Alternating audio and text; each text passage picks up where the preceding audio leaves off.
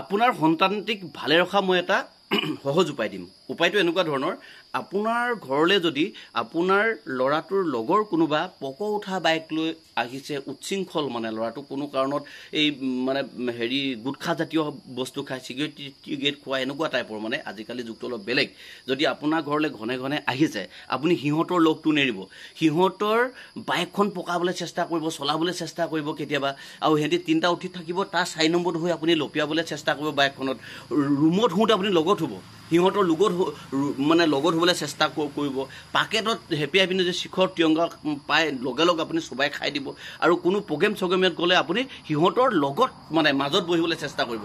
তেতিয়া চাব সিহঁতি ইয়ে চেলাই এইটো লগত নোৱাৰি, ইহঁতৰ বাপেকটো ভাল নহয় দেই, একো এটা কৰিবই নোৱাৰি দেখোন, একো চান্সেই নাই কেনিও। সিহঁতি লাহে লাহে আপোনাৰ ল'ৰাটো সংগ এৰিব। ঠিক মোৰ ল'ৰাটো যদি আপোনাৰ ঘৰত যায় সেইটো কাম কৰিব, তেতিয়া কি হ'ব, সিহঁতি চান্স নাপায়, ভাবিব যে আমি কি পাগল কেলা, আমাৰ দেখোন বাপবিলাক আৰু পাগল হা, গতিকে সিহঁতি বেয়া হ'বলৈ কোনো কাৰণত সুবিধা নেপায়।